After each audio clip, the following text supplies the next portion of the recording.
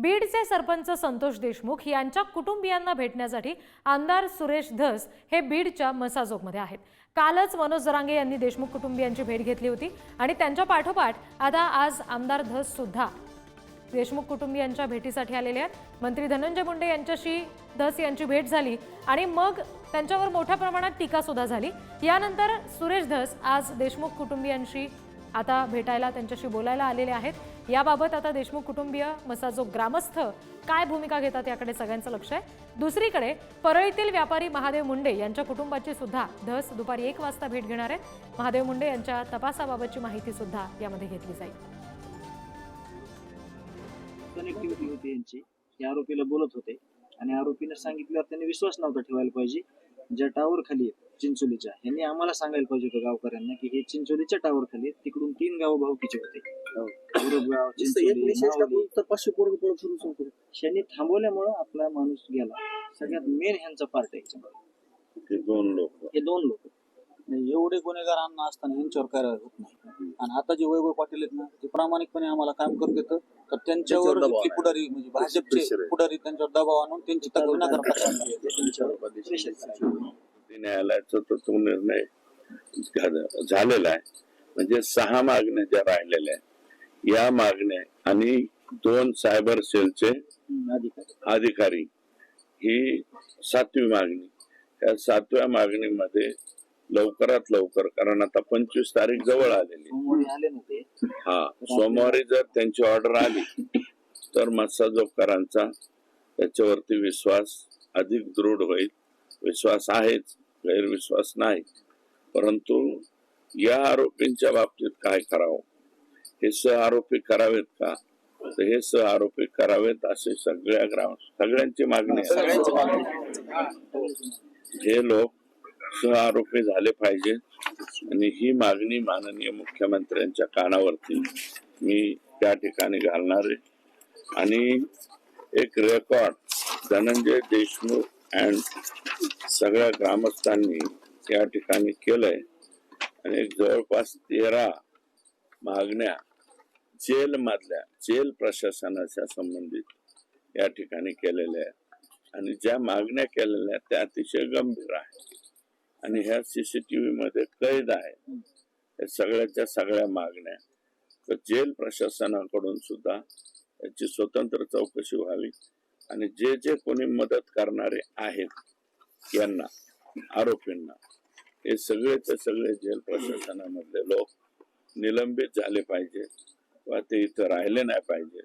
आणि सगळ्यात महत्वाची बाब, जरी SP बदललेले असले तर हेड माणूस बदललाय, पण खालची यंत्रणा जी आहे ती, माझं मत आहे की हे फक्त केज पुरतच नाही, Kaij police station, Ambajogai police station, DYSPच्या अखत्यारीत येणारे सगळे पोलीस स्टेशन, ऍडिशनल SP तिरक्यांच्या अखत्यारीत येणारे सगळे पोलीस स्टेशन, म्हणजे केज, युसुफ वडगाव, त्याच्यानंतर अंबाजोगाई, बर्दापूर, परळीतले 2 ग्रामीण आणि परळी शहर, संभाजीनगर आणि शिरसाळा, एवढ्या पोलीस स्टेशन मधलं जे खालचं पोलीस दल आहे, हे पोलीस दल 100% आका आणि त्यांच्याच सहकार्यानं आतापर्यंत चालत होतं। एकटे SP बदलून उपयोग होणार नाही। हे लोक अजूनही राजरोसपणे, बिनदिक्कतपणे आरोपींना मदत कशी होईल अशा पद्धतीचे प्रयत्न सगळ्याच बाबतीत करतायत। तुम्ही बघा, संतोष दादाच्या तरी बाबतीमध्ये फास्ट ट्रॅक वरती म्हणजे बऱ्याच स्पीडली काही घटना घडलेल्या आहेत। तो महादेव मुंडे 16 महिने झाले। अजून एक केस मला धनंजयनी इथं दाखवली, मी त्याचं नाव आणि ते सांगणार नाही, पण त्या माणसाला तर मारलं, त्याच्या घरात त्याच्या बायको समोर उचलून नेलंय, मारलं, पोलीस स्टेशनला आणलं आणि पोलीस स्टेशन मध्ये जो आरोपी आहे मेन यातला, त्या मेन आरोपीने धमकी दिली महाजनच्या समोर, इथं थांबायचं नाही, निघून जायचं। किती खतरनाक आहे. आणि मला वाटतं 4 दिवसापूर्वी आमचं ह्या केसच्या बाबतीत बोलणं झालंय, धनंजयचं माझं आणि खेंडकर, आम्ही दोघं तिघच बसलेलो होतो. तर त्या माणसा, तो व्यक्ती, आता मी पोलीस स्टेशनला पण जाणार आहे. नवीन राजेश पाटील कोण आले, वैभव पाटील. राजेश पाटील तर कल्याणच करणारा होता. हे वैभव पाटील चांगले अधिकारी आहेत, त्यांना जाऊन भेटणार आहे की हा जो माणूस आहे की संतोष अण्णाच्या अगोदरची केस आहे, किती 1 वर्षाची केस आहे. ती केस फार भयानक आहे. पोलीस स्टेशनला येऊन पोलीस स्टेशन मध्ये मेन माणूस आलाय आणि त्यांनी त्याला सांगितलं इथं केस दाखल करू नको, उठ येतो. कुणाच्या समोर? महाजन समोर आहे. तिथं इतका भयानक जर महाजन असेल तर हा महाजन आतापर्यंत राहिलाच कस काय? राहायला नाही पाहिजे. ती सुद्धा 307 आणि त्याही पेक्षा गंभीर प्रकारचा गुन्हा आहे. तो जर गुन्हा दाखल करायला धनंजय म्हणतोय की ते माणूस येईल, जवळच्याच गावचा आहे, तो माणूस पुढे आला तर त्याचाही गुन्हा दाखल झाला पाहिजे. आणि हे 5-6 मागण्या मी अजिबात असं मानणार नाही मसाजोगकरांना की तुम्ही उपोषणाला बसू नका, अन्न त्याग करू नका, कारण क्लेशकारक ते उपोषण करतायत. परंतु तत्पूर्वीच याच्या बाबतीमध्ये मी 100% राज्याचे मुख्यमंत्री यांच्याकडे जाऊन कानावर घालून, म्हणजे बहुतेक वेळ प्रसंगी रविवारी मी नागपूरला सुद्धा जाईल. म्हणजे उद्या जर ते नागपूरला असतील तर नागपूरला जाईल आणि सोमवारी जर मुंबईला मिळाली वेळ तर मुंबईला जाऊन या म्हणजे सायबर सेल आणि ह्या 7 मागण्या, 6च्या ऐवजी 7वी मागणी एक वाढली ना, या 7 मागण्यांच्या बाबतीमध्ये मी त्यांच्याशी बोलेल. कारण ह्या पेपर मध्ये दिलेला 6 आणि ही 7वी मागणी या बाबतीमध्ये, आणि ती 8वी मागणी म्हणजे सायबर सेल, या 8च्या 8 मागण्यांच्या बाबतीत तात्काळ कारवाई जर झाली तर मसाजोगकरांना अन्न त्याग करण्याची आवश्यकता पडणार नाही.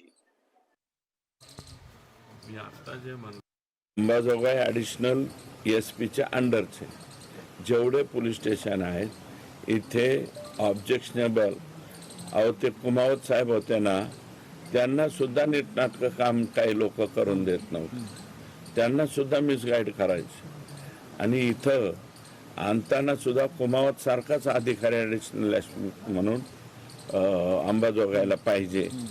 जर ते पूर्वी DYSP होते त्यावेळेस बऱ्यापैकी मला वाटतं या परिसरामध्ये दहशत बसली होती आणि चांगली दहशत त्यांनी बसवली होती. तर ती सुद्धा एक विनंती मी मुख्यमंत्र्यांना करणार आहे की ॲडिशनल SP म्हणून कुमावत साहेबांना या ठिकाणी आणावं. कुमावतच ना, संतोष कुमावत,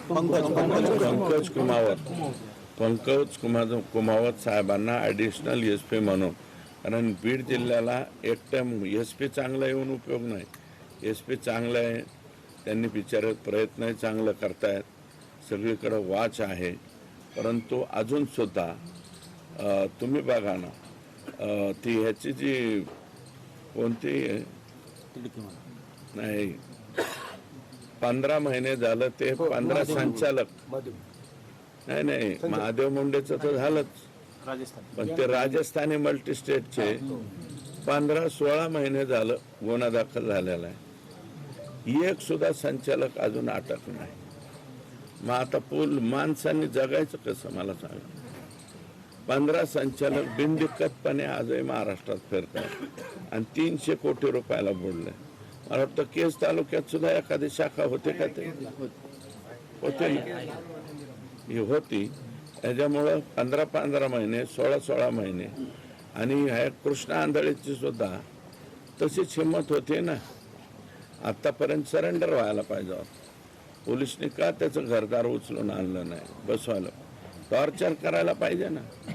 जसं आमच्या सगळ्या लोकांना संतोष देशमुख हे पूर्ण महाराष्ट्रामध्ये सगळ्यांच्या मनाला लागलेली केस आहे. हसरा चेहरा, आणि एकंदरीत मला वाटतं त्यांनी पूर्ण आयुष्यामध्ये कोणाला सुद्धा, त्यांच्या सौभाग्यवतीला सुद्धा, तुझ्या आईला सुद्धा शब्द वापरला नसेल, गावात सुद्धा कधी कोणाला वापरला नसेल. इतका सुंदर माणूस तुम्ही आमचा हिरावून घेतला आणि हिरावून घेतल्यामुळे हे सगळ्यांना चटका लागलेला आहे. त्याच्यामुळं या लोकांच्यावरती कसल्याही परिस्थितीत ॲक्शन झाली पाहिजे. मी तातडीनं उद्या म्हणलं तर उद्या CM साहेबांकडे जाईल, या बाबतीमध्ये पत्र लिहील आणि धनंजयनी खालची जी पिलावळ आहे, जी पिलावळ आजही त्यांना मदत करते असं धनंजयचं मत आहे, ती पिलावळ सुद्धा सगळी इथून उचलावी अशा प्रकारची विनंती मी मुख्यमंत्री महोदयांना करतो. तुम्ही तुमच्या भूमिकेवरती ठाम आहात, ठाम राहा, परंतु मी तोपर्यंतच यातल्या काही गोष्टी, जवळजवळ 100% गोष्टी जर हे आपण मंजूर केल्या किंवा मुख्यमंत्र्यांनी त्याला सकारात्मकता दाखवली तर 25 तारखेपासून तुम्ही बसू नका. कारण अन्नत्याग हे क्लेशकारक हे आहे, फार क्लेशकारक होतं, ते सोपी गोष्ट नाही.